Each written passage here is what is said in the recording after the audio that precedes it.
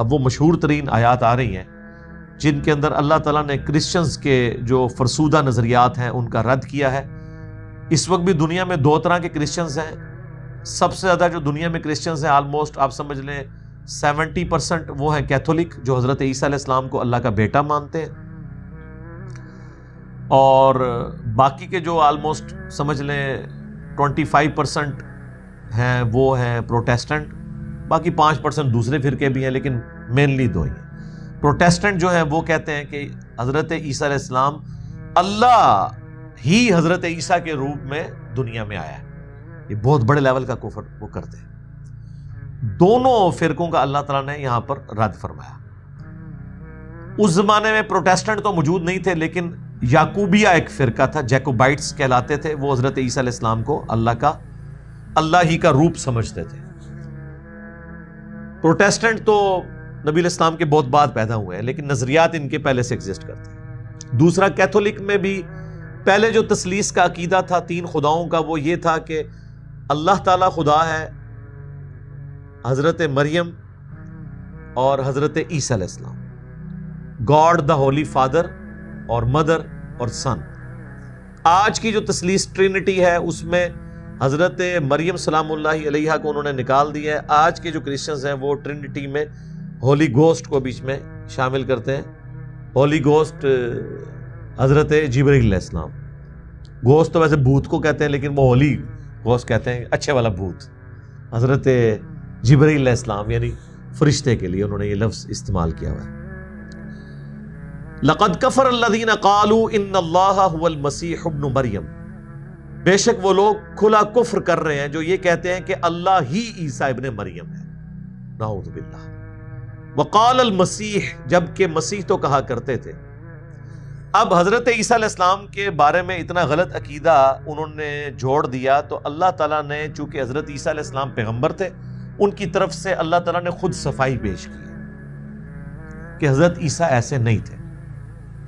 اچھا، بعض لوگ اس کی پلی لے کر کہتے ہیں کہ جی انجینئر صاحب جو بابوں کے اوپر بولتے ہیں نا، بابے بڑے اچھے تھے، ان کے جو فالوورز ہیں نا وہ بعد میں خراب ہو گئے۔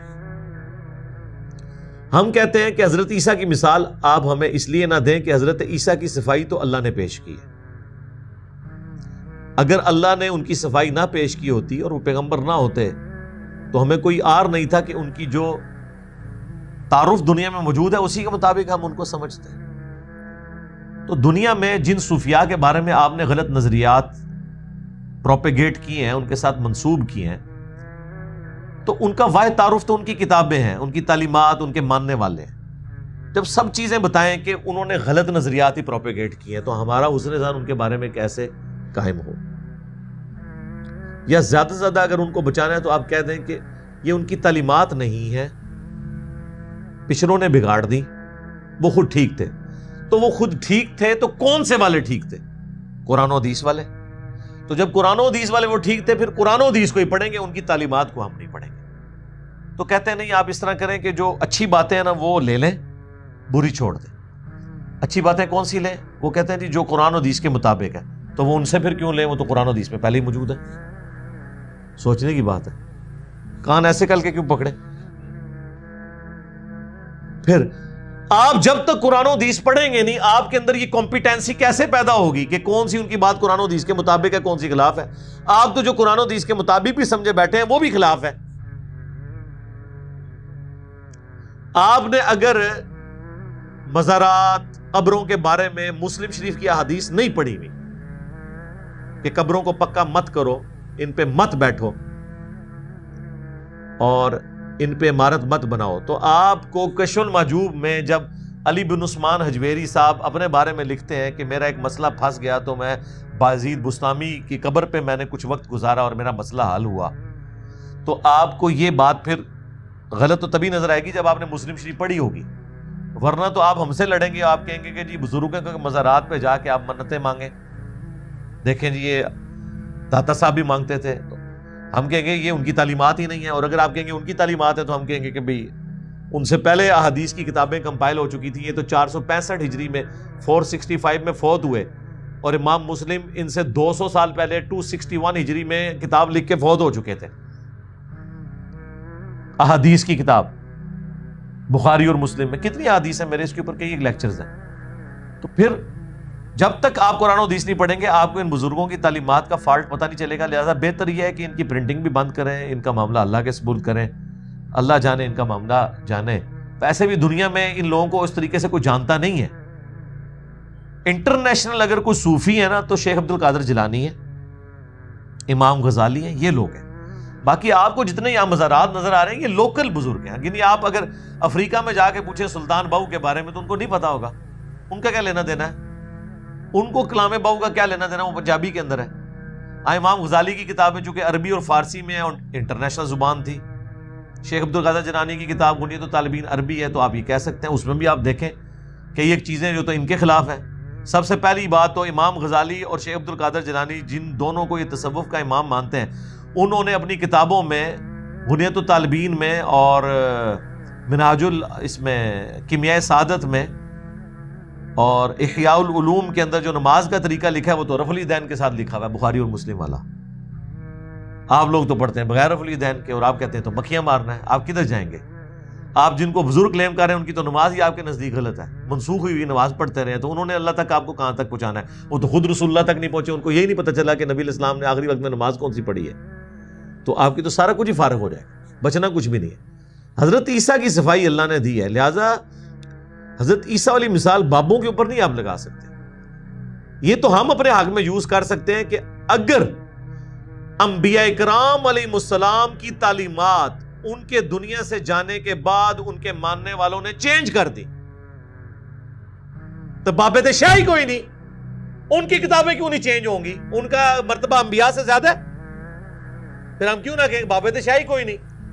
اگر عیسیٰ ابن مریم کی تعلیمات ان کے فالوورز نے چینج کر دی تو بابوں کے ماننے والوں نے ان کی تعلیمات نہیں چینج کی ہوں گی؟ کی ہیں، ایسی چینج کی ہیں کہ گستاخانہ باتیں ہیں. میرا خیال ہے دنیا میں شاید ہی کوئی بندہ بچا ہو جسے کشف المحجوب کا تعارف ہو اور اسے یہ نہ پتا ہو کہ اس میں کہاں کہاں گستاخیاں ہوئی ہوئی ہیں. میری ویڈیوز کی برکت سے اللہ کے فضل سے لوگوں کو پتہ چل گیا.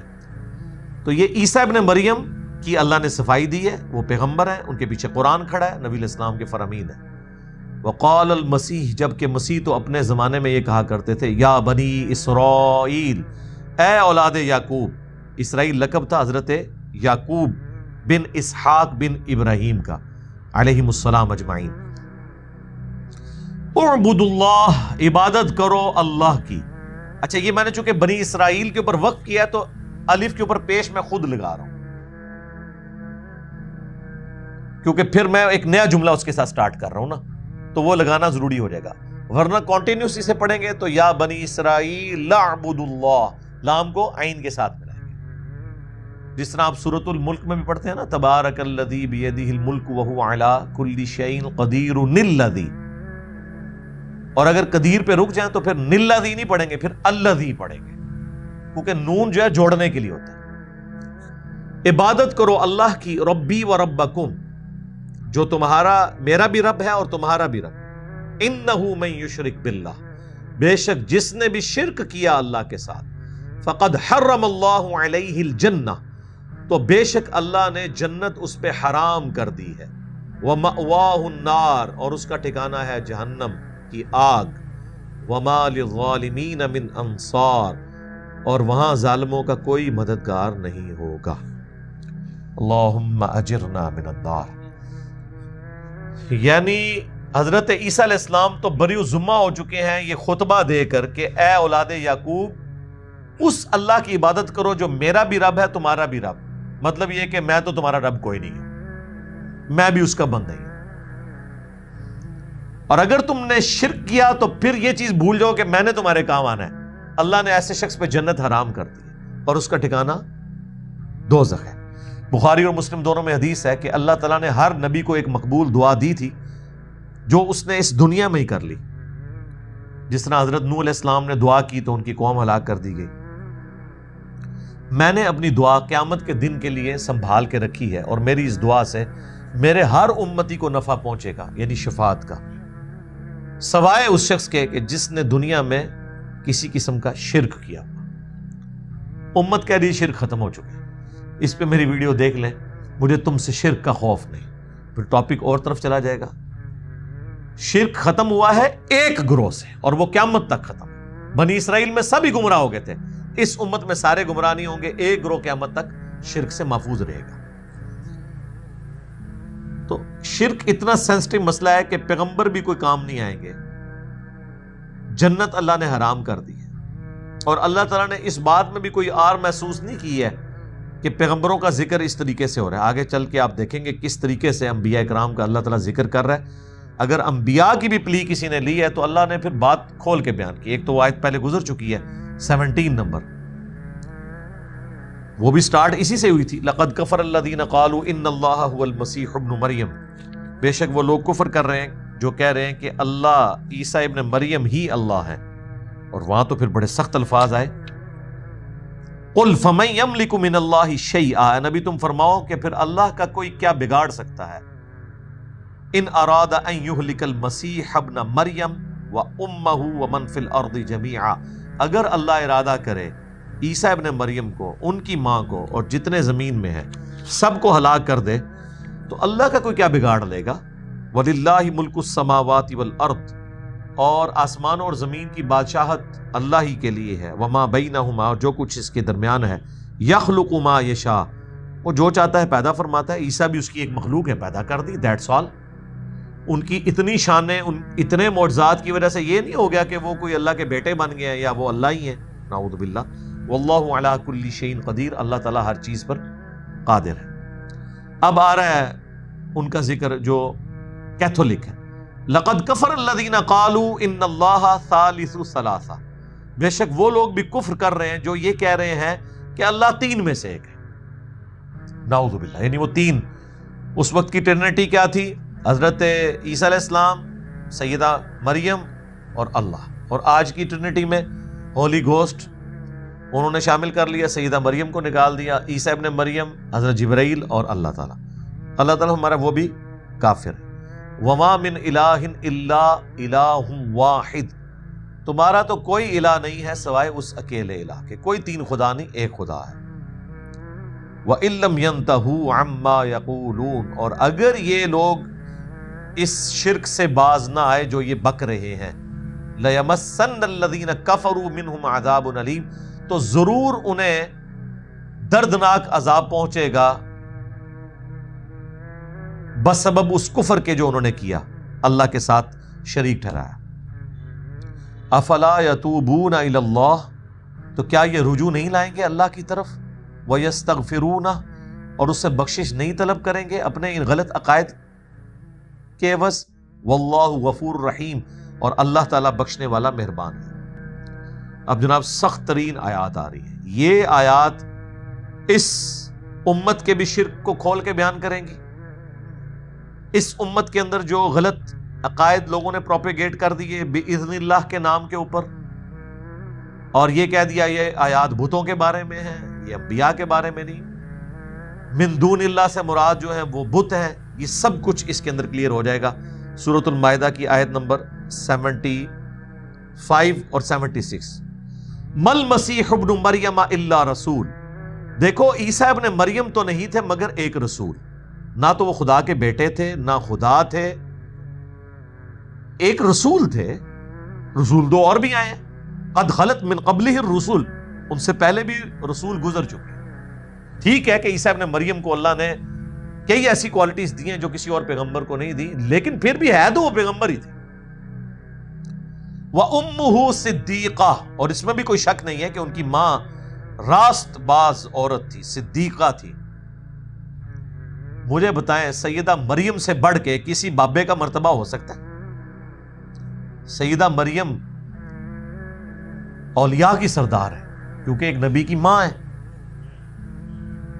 اولیاء کی سردار، اور پھر اللہ کہہ رہا ہے صدیقہ ہیں۔ اور آپ کو پتہ ہے اللہ تعالیٰ نے سورہ النساء کے اندر انبیاء کے بعد من النبیین والصدیقین والشہداء والصالحین، سب سے بڑا درجہ انبیاء کے بعد صدیق ہونا ہے، تو انبیاء کے بعد درجہ ہے صدیقین کا۔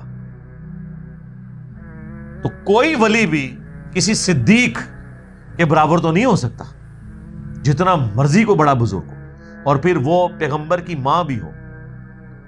تو اور پیغمبر بھی اولو العزم 5 پیغمبر جو سورۃ الاحزاب میں اور سورہ شورا میں آیا، 5 اولو العزم پیغمبر ہیں ہمارے نبی صلی اللہ علیہ وآلہ وسلم، اس کے بعد حضرت ابراہیم علیہ السلام، پھر حضرت نوح علیہ السلام، پھر حضرت موسیٰ علیہ السلام اور عیسیٰ علیہ السلام۔ یہ 5 اولو العزم پیغمبر ہیں جن کی سب سے زیادہ شان ہے پیغمبروں میں۔ ان میں سے ایک پیغمبر، اولیاء کی سردار ان کی ماں، خود بھی انبیاء کے لیڈرز میں سے ایک لیڈر، ان کے بارے میں اللہ کیا کہہ رہا ہے؟ کانا یاکلان الطعام، یہ دونوں کھانا کھایا کرتے تھے، روٹی کے محتاج تھے۔ یعنی اللہ تو روٹی نہیں کھاتا، جو روٹی کا محتاج ہو وہ الہ کیسے ہو سکتا ہے؟ محتاج تو خود حاجت روائی کے لیے الہ کی طرف رجوع لاتا ہے۔ اگر یہ الہ ہوتے تو روٹی تو نہ کھاتے ہوتے۔ مجھے بتائیں، یہ وہ مثال ہے جو ایک انٹلیکچوئل کو بھی سمجھ آ جائے اور ایک ان پڑھ بندے کو بھی سمجھ آ جائے۔ آج بھی آپ کرسچن سے جا کے بات کر سکتے ہیں، بتاؤ کہ فلاں ہستی جن کے بارے میں تم یہ کچھ کلیم کر رہے ہو، عیسیٰ ابن مریم، کیا وہ روٹی کھاتے تھے؟ کیا انہوں نے ماں کا دودھ پیا تھا؟ تو اگر وہ خدا تھے تو ان چیزوں کے محتاج کیوں تھے؟ آج کے بھی آپ بزرگ دیکھ لیں، ایسی ایسی مرغن غذائیں کھاتے ہیں کہ آپ کو تو کبھی کبھار ہی وہ نصیب ہوتی ہیں۔ اور جن پرانوں کے بارے میں یہ کہتے ہیں نا کہ اتنے سال تک کچھ نہیں کھایا، جھوٹ بولتے ہیں۔ ساتھ یہ بھی کہنا چاہیے اتنے سال تک انہوں نے پیشاب بھی نہیں کیا، وہ بھی کہتے ہیں، لیکن وہ سالوں میں نہیں ہے، وہ دنوں کی بات کرتے ہیں۔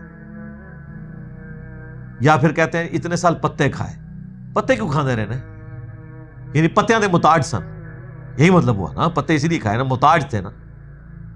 جب حضرت عیسیٰ ابن مریم کھانا کھانے کے محتاج ہیں تو بابوں کو ہم نہیں کہہ سکتے وہ پتوں کے محتاج تھے، پتے کھاتے رہے۔ اور پھر ہم سے یہ پوچھتے ہیں، ہم ان سے، نبی علیہ السلام جب غار حرا میں جایا کرتے تھے تو بخاری مسلم میں آتا ہے حضرت خدیجہ ان کو کھانا باندھ کے دیا کرتی تھی، تو حضور تو وہاں بھوکے نہیں رہتے تھے، کھانا ساتھ لے کے جاتے تھے کیونکہ بیسک نیڈ ہے۔ پھر بخاری مسلم میں آتا ہے سعد ابن ابی وقاص کہتے ہیں جب ہم شعب ابی طالب کے اندر 3 سال کے لیے قید کیا گیا تو ہم پتے اور چمڑے کھاتے تھے، اور ہمیں یعنی ٹوائلٹ جاتے تھے تو جس طرح بکریاں مینگنیاں کرتی ہیں نا، یہ ہماری حالت ہوئی بھی تھی، کھانے کو ہے ہی نہیں تھا۔ تو ہم یہ پوچھیں گے کہ غوث کتب ابدال جب اتنے سال تک کچھ نہیں کھاتے ہیں تو سعد ابن ابی وقاص وہ کیوں کھانا کھاتے رہے؟ نبی علیہ السلام کیوں کھانا کھاتے رہے؟ بخاری مسلم دونوں میں حدیث موجود ہے، مولا علی کہتے ہیں میں نے اپنی زندگی میں سعد ابن ابی وقاص، جن کا نام سعد ابن مالک بھی تھا، ان کے سوا کسی کے لیے نہیں دیکھا کہ حضور نے اپنے ماں باپ جمع کیے ہوں۔ آپ نے بدر و احد کے موقع پہ فرمایا سعد میرے ماں باپ تجھ پہ قربان، تیر چلا، حالانکہ وہ رشتے میں ماموں بھی لگتے تھے، اتنا ان کا درجہ ہے، تو وہ بھی پتے کھاتے تھے۔ تو یہ بزرگ کہاں سے بغیر کھائے پیے زندہ رہے؟ فراڈ کرتے ہیں، کہتے ہیں جی اتنا عرصہ بس چائے پیتی ہے، چائے بھی کیوں پیتی ہے؟ وہ ایسے وقت پہ کھاتے پیتے ہیں کہ آپ کو پتہ ہی نہیں چلتا، نماز بھی ایسے وقت میں پڑھتے ہیں کہ آپ کو پتہ ہی نہیں چلتا، آپ کو پتہ بھی چل جائے تو وہ کہتے ہیں ادھر نہیں پڑھی ہے، مکے مدینے پڑھی ہے۔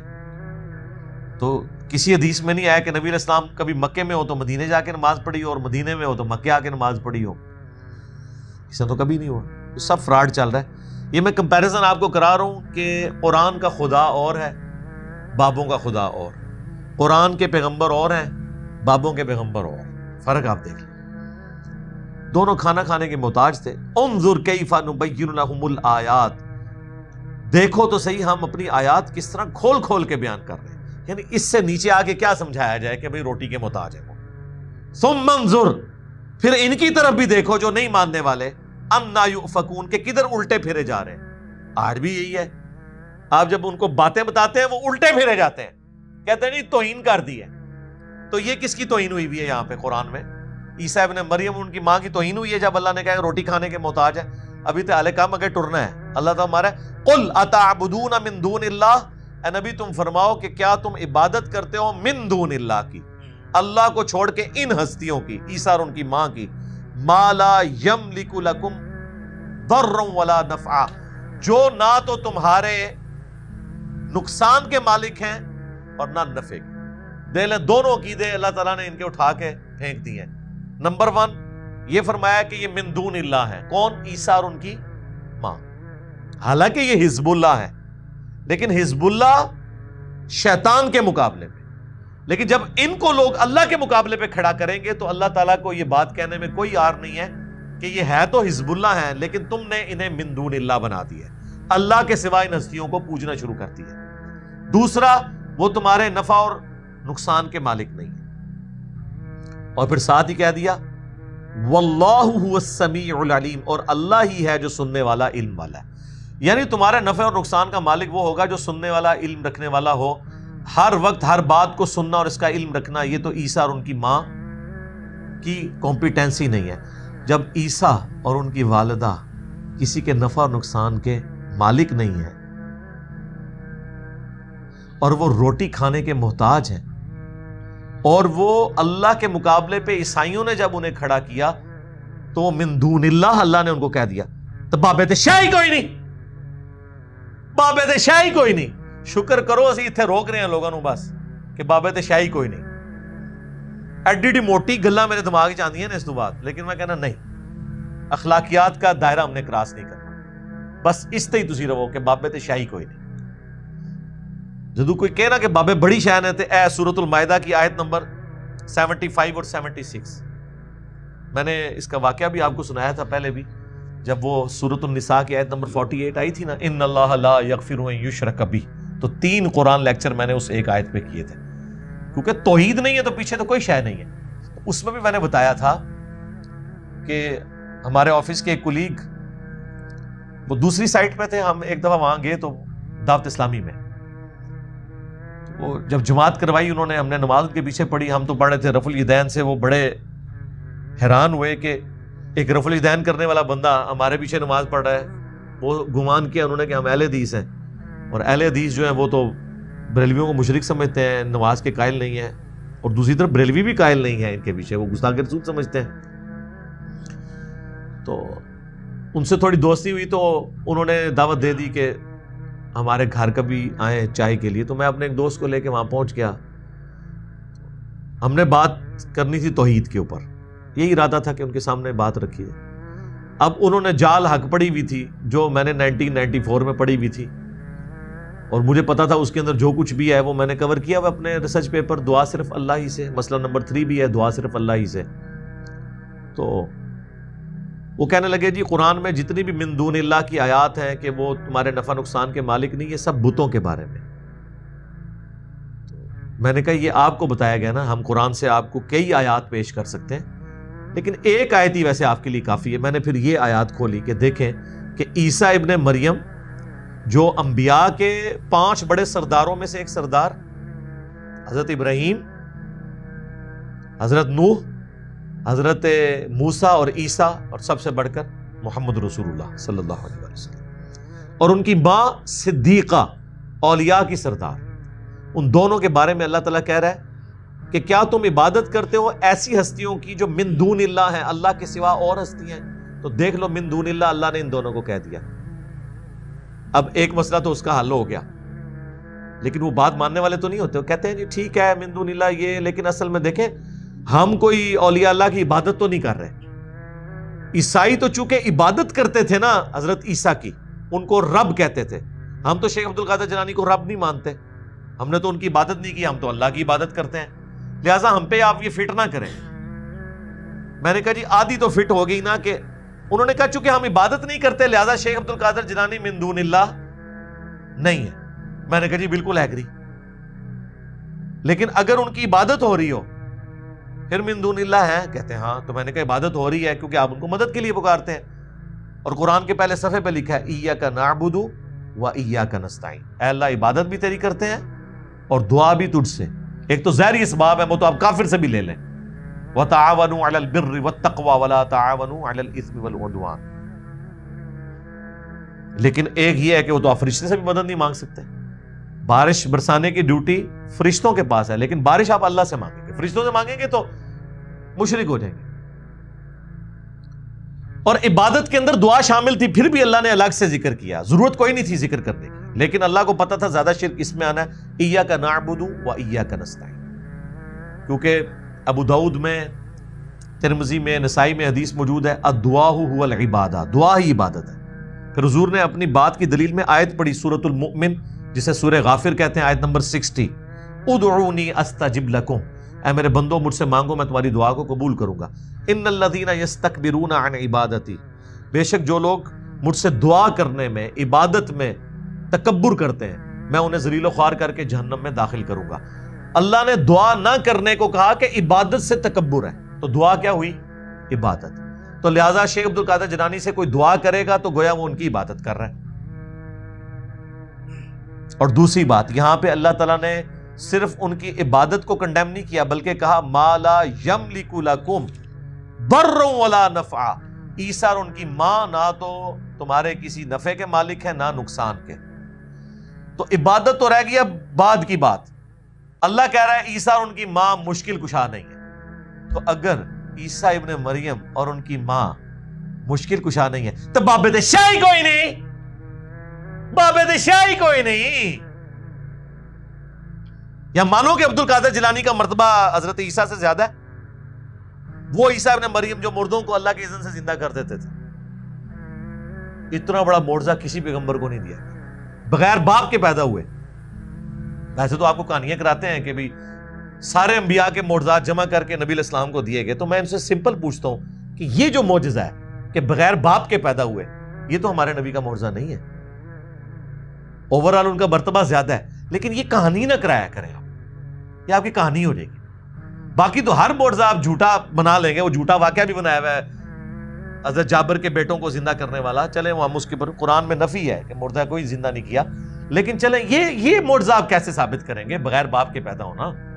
ہمارے تو نبی کا نام ہے محمد ابن عبداللہ، حضرت عیسیٰ کا نام ہے عیسیٰ ابن مریم، کیونکہ ان کا باپ کوئی نہیں تھا، ورنہ تو باپ کی طرف بچے کو منسوب کیا جاتا. پھر کیا کریں گے؟ حضرت آدم کے لیے تو آپ پلی لے لیں گے کہ چونکہ وہ پہلے انسان تھے اس لیے یہ ہوا. عیسیٰ ابن مریم کا کیا کریں گے؟ تو یہ کہانیاں نہ کروایا کریں، آپ کے گھاٹے فٹ ہو جائیں. تو میں نے کہا یہاں تو ان کے مشکل کشا ہونے کی بھی نفی کی گئی ہے. تو اس کے بعد وہ لاجواب ہو گئے. بات انہوں نے مانی نہیں، لیکن ڈیفینسو موڈ میں چلے گئے. وہ مانتے اس لیے نہیں ہے کہ وہ یہ سمجھتے ہیں کہ اگر ہم نے یہ بات مان لی نا تو ہمارے بزرگوں کو یہ باتیں کیوں نہیں سمجھ آئی ہیں جو اس کو سمجھ آ گئی ہیں. تو میرے بھائی یہی تو بات کرتے تھے یہودی بھی کہ عیسیٰ ابن مریم جو باتیں کر رہے ہیں، حضرت عیسیٰ ابن مریم تو نوجوان تھے، ان کے بابے تو اتنے بوڑھے تھے یہودیوں کے علماء، اور وہ جا کے ان کو چیلنج کرتے تھے یروشلم کے اندر بیت المقدس میں جا کے. ان کے خطبات آپ دیکھیں، وہ تو بلکہ ایران والوں نے تو ایک فلم پوری بنا دی ہے جس میں عیسیٰ ابن مریم نے جب علماء یہود سے جا کے گفتگو کرنی شروع کی ہے، وہ آپ دیکھیں تو صحیح کتنی زبردست گفتگو کرتے ہیں، اور اینڈ پہ وہ ان کو قتل کرنے کے لیے وہ چڑھ دوڑتے ہیں ان پہ. وہ تو پھر اللہ تعالیٰ ان کو ان کی نظروں کے سامنے سے غائب کر دیتا ہے. یار بابے کیڈی زریلی چیز نے، نبی بھی آ جائے نا یہ کہتے ہیں نہیں اسی اپنے بابے نو لے کے چلنا ہے. سب سے بڑی رکاوٹ جو ہے نا انبیاء کی دعوت حق کے سامنے بھی وہ بابے ہوتے ہیں. بابوں کو ہٹائے بغیر آپ انبیاء کی دعوت کر ہی نہیں سکتے. یار نبی جب خود موجود تھے اس وقت بابے جو ہے رکاوٹ بنے ہوئے تھے. آج تو نبی کی بھی ہمیں حمایت حاصل نہیں ہے، ٹھیک ہے، بغیر نبی کے ہیں، ان کی تعلیمات ہمارے ساتھ ہیں. تو ہمیں اب زیادہ زور لگانا پڑے گا بابوں کو ہٹانے کے لیے. بابوں کو ہٹانا یہ ضروری ہے، اس کے بغیر آپ انبیاء تک پہنچا نہیں سکتے لوگوں کو، ان کی تعلیمات تک پہنچا نہیں سکتے. بابا لیس کرنا ضروری ہے جی. یہ جو کہہ رہے ہیں بابا لیس بنا رہا ہے، ہاں اس کے بعد آپ کہہ رہے ہیں نا جو یہ کہ یہ بابا لیس بنا کے خود بابا بننا چاہتا ہے. بھائی خود بابا بننا چاہتا تو بھائی آپ کی طرح چندہ بک ہوتی، آپ کی طرح ایک المحند کتاب لکھ کے ہم نے امت کو تھمائی ہوتی کہ یہ ہمارے عقیدے ہمارے فرقے کے، اور آپ کے مخالفین کی طرح اسام الارمین لکھ کے تمہید ایمان لکھ کے تھمائی ہوتی کہ یہ ہمارے فرقے کے عقیدے ہیں. ہم نے تو کوئی ایسا کام نہیں کیا، نہ کوئی مسجد بنائی، نہ کوئی مدرسہ، نہ کوئی چندہ بک، نہ کوئی کتاب لکھی. ریسرچ پیپرز بھی لکھے ہیں تو وہ ان کتابوں کے ریفرنس کے ساتھ لکھے ہیں، اذکار کارڈ بھی، اور کہ آپ خود پڑھ لیں. آپ کے بزرگوں میں تو ریفرنس ہوتے ہی نہیں ہے. المحنت میں جتنے انہوں نے عقیدے لکھے ہیں قرآن و حدیث کے تو دلائل دیے ہی کوئی نہیں ہوئے. وہ دلیل انہوں نے یہ ہے کہ بعد میں 25 بندوں نے سائن کر دیے. تو اسی لیے انہوں نے فرمایا نا کہ جی میں نے پڑھی نہیں ہوئی تھی لیکن مجھے یقین ہے کہ اتنے بڑے بڑے علماء جس طرح یقین کریں آپ کو یہ یقین ہے کہ اتنے بڑے بڑے علماء غلط کام نہیں کر سکتے، اس سے زیادہ ہمیں یقین ہے کہ اگر علماء کے سائن ہوئے ہیں نا پھر قرآن دی اس کو نیچے ہونے لگا ہوتے پھر یہ مطلب ہے کہ انہیں پنجی مولوی پانے پہ نے پنجی والے نہیں تے مولوی پا کے نا ان قرآن دی اس دا جڑا نا ویٹیج پورا کیتا جائے، ٹھیک ہے نا؟ اتنے علماء کے سائنوں کی ضرورت ہی نہیں ہوتی ہے قرآن و حدیث کو، آیت اور حدیث لکھنے کے بعد سائن لکھنے کی ضرورت ہی نہیں ہے، وہ تو اللہ کے سائن ہو گئے نا، اس کے پیغمبر کی نشانی ہوگی۔ آیت بھی سائن کو کہتے ہیں، نشانی۔ قرآن کی آیات اللہ کے سائن ہے، اللہ کی نشانی ہے، احادیث رسول اللہ صلی اللہ علیہ وسلم کے سائن ہے، ان کی نشانی ہے، تو ضرورت ہی نہیں پڑتی۔ خیر وہ خاموش ہو گئے جب ان کو یہ پیش کیا۔ باقی ماننا نہ ماننا، زندگی میں کبھی کوئی چیز کام آ جاتی ہے، ہو سکتا ہے زندگی کسی موقع پہ بات سمجھ آ جائے۔ اب اگلی آیت جو ہے یہ بھی بڑی سخت آیت ہے، یہ سورۃ النساء میں بھی گزری ہے تھوڑے سے فرق کے ساتھ۔ قل یا اہل الکتاب لا تغلوا فی دینکم، اے اہل کتاب مت غلو کرو، ایگزیجریشن نہ کرو، افراط و تفرید کا شکار نہ ہو اپنے دین کے معاملے میں، غیر الحق، نہ حق سے ہٹ کر۔ ولا تتبعوا اہواء قوم قد ضلوا من قبل، اور مت پیروی کرو اس قوم کی خواہشات کی جو تم سے پہلے گمراہ ہوئے، وَأَضَلُّوا كَثِيرًا، اور بہت سے لوگوں کو انہوں نے گمراہ کیا، وَضَلُّوا عَنْ سَوَاءِ السَّبِيلِ، اور وہ بھٹک چکے ہیں راہ راست۔ یعنی یہ اس وقت کے جیوز اور کرسچن کو کہا گیا تمہارے آباء و اجداد انہوں نے دین میں غلو کر کے گمراہ ہوا، اب تمہارے پاس پیغمبر آخر الزمان آ گئے ہیں، ان کی موجودگی میں اب گمراہی کی کوئی گنجائش باقی نہیں ہے۔ دوسرا، یہود و نصارہ سے کہا گیا کہ تم لوگ رومنز کی پیروی کے اندر، رومنز بھی یہ رومن سے کنسپٹ آیا تھا کہ ایک بڑا خدا ہوتا ہے، اس کے نیچے چھوٹے خدا ہوتے ہیں، وہ باپ ہوتا ہے، وہ چھوٹے گاڈز کو وہ چھوٹے جی سے لکھتے ہیں، بڑے کو بڑے جی سے، اسی کو پھر انہوں نے لوگوں کو اٹریکٹ کرنے کے لیے نا، چونکہ زیادہ تر تو بت پرست رومن تھے، تو عیسائیوں نے ان کو اپنی طرف اٹریکٹ کرنے کے لیے اسی قسم کے عقائد اپنے اندر بھی داخل کیے اور ایکویلنٹ بنانے کی کوشش کی کہ یہ اس طرح ہے، یہ اس طرح ہے۔ جس طرح آپ دیکھ لیں نا، یعنی اگر آپ بریلویوں سے پوچھیں وہ کہیں گے ہمارے مجدد احمد بریلوی صاحب ہیں، تو اب آپ جب دیوبندیوں کے پاس جائیں تو وہ بھی آپ کے بھی کوئی ہیں، وہ کہیں گے ہاں جی ہم نے بھی ظاہر ہے یہ پوسٹ خالی تو نہیں رکھنی، دینی ہے، ہمارا بھی ہے۔ تو ان سے پوچھیں گے وہ کہیں گے جی وہ قاسم نانوتوی ہیں، رشید احمد گنگوئی ہیں، اشرف علی تھانوی صاحب ہیں، ہر ایک نے اپنا یعنی رکھا ہوا ہے۔ آپ دیوبندیوں کے پاس جائیں بھی آپ کی کوئی تبلیغی جماعت، ہاں جی کہیں گے جی ہے جی الیاس قاندلوی صاحب نے بنائی تھی۔ بریلویوں کے پاس جائیں گے آپ کے پاس کوئی جماعت ہے جو دعوت و تبلیغ کا کام کرے، کنتم خیر امۃ اخرجت للناس، کہیں گے ہاں جی بالکل یہ دیکھیں ہماری یہ الیاس قادری صاحب ہیں۔ اہل حدیثوں نے بھی جو پھر بنائی جماعت انہوں نے بھی الیاس ہی رکھا، سلام علی الیاسین، ٹھیک ہے نا، بریلویوں نے بھی الیاس، دیوبندیوں نے بھی الیاس، اہل حدیث دا بھی الیاس، الیاس اثری۔ تو اب پتہ نہیں شیعہ کوئی الیاس ڈھونڈ رہے ہیں شاید، تو وہ نام رکھ لیں گے۔ غلوف اتنی بڑی بیماری ہے کہ اہل کتاب میں جب آئی تو راہ راست سے وہ ہٹ گئے۔ سورۃ النساء میں آیا تھا قل یا اہل الکتاب لا تغلوا فی دینکم ولا تقولوا علی اللہ الا الحق، اور مت کہو اللہ کے بارے میں سوائے اس چیز کے جو حق پر مبنی ہے۔ تو اب ہم پوچھنے میں یہ حق بجانب ہے نا کہ جب آپ یہ کہیں گے کہ رسول اللہ کی قبر اللہ کے عرش سے، کرسی سے، خانہ کعبہ سے افضل ہے، تو یہ کس پہ آپ جھوٹ باندھ رہے ہیں؟ اللہ پر،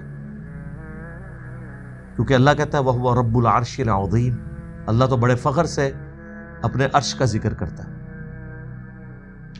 اور آپ وَسِعَ كُرْسِيُّهُ السَّمَاوَاتِ وَالْأَرْضِ، اس کی کرسی گھیرے ہوئی ہے آسمانوں اور زمین کو، اور آپ نبی علیہ السلام کے بارے میں ایک کلیم کر رہے ہیں کہ ان کی قبر مبارک اس سے افضل ہے۔ نہ یہ کوئی آیت تھی، نہ حدیث تھی، یہ اللہ پہ بھی جھوٹ، اس کے رسول پہ بھی جھوٹ، نعوذ باللہ۔ جبکہ ہمارے پاس یہ حدیث بھی موجود ہے، دیکھنا میری شان کو اس طرح بلند نہ کرنا، صحیح بخاری کی حدیث، جس طرح نصارہ نے اپنے پیغمبر کو بڑھا دیا، میں اللہ کا بندہ اور اس کا رسول ہوں، مجھے اللہ کا بندہ اور اس کا رسول ہی کہنا، تو غلو کیا نا پیغمبروں کے بارے میں۔ اگلی امتوں نے بھی غلو کیا، اس امت نے بھی کیا۔ بخاری اور مسلم دونوں میں حدیث ہے کہ تم بھی اگلے لوگوں کے راستے پہ چل پڑو گے، قدم با قدم، بالشت بر بالشت، حتیٰ کہ ان میں سے کوئی شخص گوہ کے سوراخ میں داخل ہوا تو تم بھی اس کی پیروی کرو گے، صحابہ کرام نے پوچھا کہ یہ اگلے لوگوں سے مراد کیا یہود و نصارہ ہیں؟ آپ نے فرمایا اگر وہ مراد نہیں تو پھر کون سے لوگ مراد ہیں؟ یعنی یہود و نصارہ کی ہر خرابی اس امت کے اندر کسی نہ کسی شکل میں آئے گی. آپ کسی خرابی کا ذکر کریں، میں آپ کو بتاؤں گا کہ کس فارم میں اس امت کے اندر موجود ہے، سوائے ایک چیز کے کہ انہوں نے رسول اللہ کو اللہ کا بیٹا قرار نہیں دیا، اللہ قرار نہیں دیا.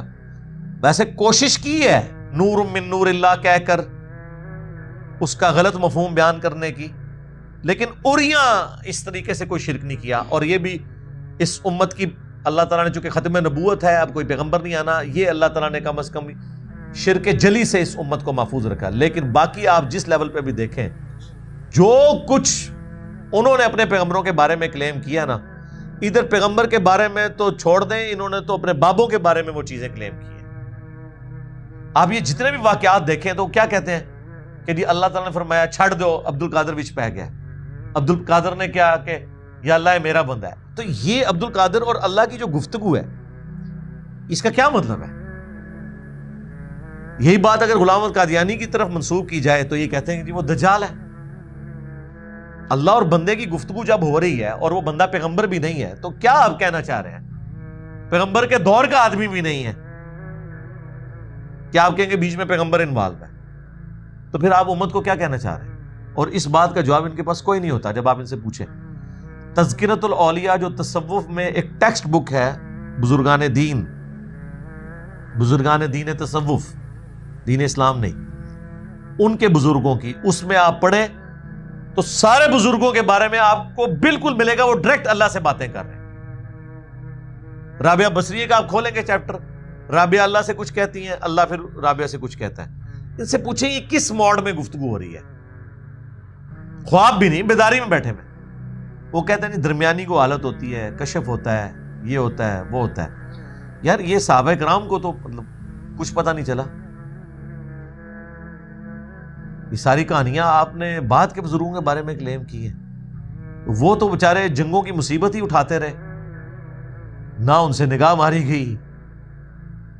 آپ دیکھ لیں جب قادسیہ ہوئی ہے تو حضرت عمر مدینے کے باہر جا کے انہوں نے پڑاؤ ڈال دیا تھا کہ جب باہر سے کوئی خبر لے کے آئے تو مجھے پہلے پتا چلے کہ ادھر کیا بنا ہے قادسیہ پہ. ظاہر ہے اتنی بڑی جنگ تھی وہ. حضرت عمر ٹینشن میں تھے کہ اگر جنگ ہاری ہے تو میں پھر پیچھے سے کوئی اور پھر فوجی روانہ کروں یا ہم ریٹریٹ کریں اور کوئی اس کے لیے کوئی حکمت عملی تلاش کریں. تو یہ تو کہتے ہیں جی بزرگ اس طرح دیکھ رہے ہیں دنیا کو، بس دیکھتے ہی رہ گئے. اسی ویسے اینج ہی دیکھنے ہیں ساڈے بھی جڑا لیپ ٹاپ اور ٹیب وچ نا دنیا اینج سامنے آتی ہے. تواڈے بزرگ صرف دنیا دیکھتے سن، اسی پوری کائنات دیکھنے ہیں، اینج کر کے چھوٹی وڈی بھی کر لینے. اور اتنے بڑے بزرگ نے جنہوں نے سانو یہ بنا کے دیتے ہیں، لیکن وہ ہے کافر سن گورے، انہوں نے سانو یہ چیزاں بنا کے دیتی ہیں. 3D ویو بھی ویکھ لینے. تواڈے بزرگوں تو پتہ ہی نہیں سی لگتا، جھاڑ پہ جائے تو نماز مغرب دی پڑھ لیتے سن. ہمارا تو بچہ بھی نہیں پڑھتا، وہ دیکھتا ہے ٹائم ٹیبل. دیکھ لیں صحیح بخاری میں موجود ہے، صحیح بخاری کے اندر کہ نبی الاسلام کے مبارک زمانے میں ایک دفعہ بادل آ گئے تو صحابہ اکرام کہتے ہیں ہم نے روزہ افطار کر لیا، بعد میں سورج نکل آیا. تو پھر وہ تابعی کہتا ہے پھر روزے کی قضا کی. انہوں نے کہا اس کے سوا تو چارہ ہی کوئی نہیں تھا. آج بادل نکل آئے، بادل آ جائیں کالے تو جو مرضی ہو جائے، ہم تو گھڑی اور ٹائم ٹیبل کے بغیر روزہ ہی نہیں کھولیں گے.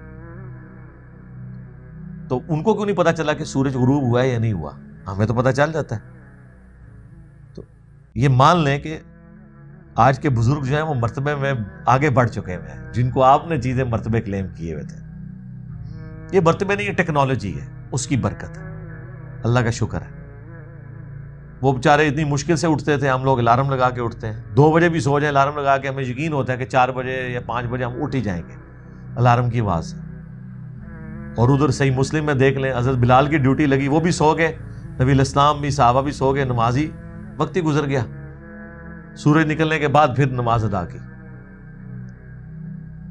اور یہ آپ کو کہیں گے جی 40 سال تک عشاء کے وضو سے فجر کی نماز پڑھی. خام خواہ کی باتیں، یہ سب کی سب چیزیں غلو ہیں. اسی کو افراط و تفرید کہا گیا. قرآن میں ہے لا تغلو فی دینکم، اپنے دین میں غلو نہیں کرنا. غیر الحق، نہ حق، اپنی خواہشات کی پیروی نہیں کرنی۔ خواہشات کی پیروی ہے، ظاہر ہے کہ جی جب کرسچنز مسلمانوں کو آگے کہیں گے کہ ہمارا نبی مردے زندہ کرتا تھا، تو کسی مسلمان کے دل میں خیال آیا کہ ایک حدیث میں بھی بنا لوں تاکہ نبی الاسلام کے بارے میں بھی ایک معجزہ کلیم کر دوں۔ لیکن اس سے میں پوچھوں گا تو جو مرضی کر لے، بن باپ کے پیدائش والا معجزہ حضرت عیسیٰ والا کس طرح تو نبی الاسلام کے حق میں ثابت کرے گا؟ وہ تو پھر بھی رہ جائے گا۔ جب ہم یہ باتیں کریں گے، دیکھیں کہتے ہیں دیکھو کیسے ٹونڈ ٹونڈ کے گلاں کرتے رہے، کہتے ہیں جی وہ اگر کوئی عاشق رسول ہو تو وہ تو اندھا ہوتا ہے، عاشق رسول کوئی اندھا نہیں ہونا چاہیے۔ ہمیں تو محبت رسول کا کہا گیا اور پوری بصیرت کے ساتھ کہا گیا۔ عاشق رسول اندھا ہوگا تو پھر یہی کچھ کرے گا جو کچھ آپ نے نبی الاسلام کے بارے میں عقیدے کلیم کر دی۔ پھر جب ہم آپ کو، پھر تو سر عاشق رسول ہیں حضرت عیسیٰ کے ماننے والے، آپ تو حاضر و ناظر پہ آ کے علم غیب پہ رک گئے۔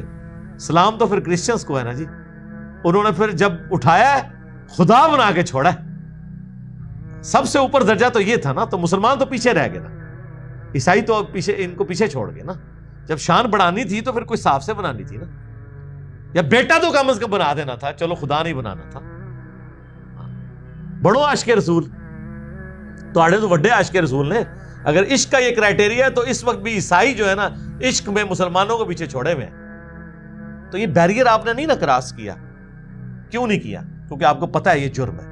تو کچھ بیریئر آپ آلریڈی کراس کر چکے ہوئے ہیں، وہ بھی جرائم تھے، وہ ہم نے آپ کو ہائی لائٹ کیے ہیں ایک سافٹ سے نعرے کی شکل کہ مرنے سے پہلے اے مسلمان کر لے اس پہ غور، کتابوں کا خدا اور ہے، بابوں کا خدا اور فرقوں کی دکانیں بند، the damage has been done، اور بابت شیعی کوئی شے نہیں۔ یقین کرو یہ اتنی بار بولا ہے کہ اب مجھے تھوڑا تھوڑا بابوں پہ ترس آنا شروع ہو گیا۔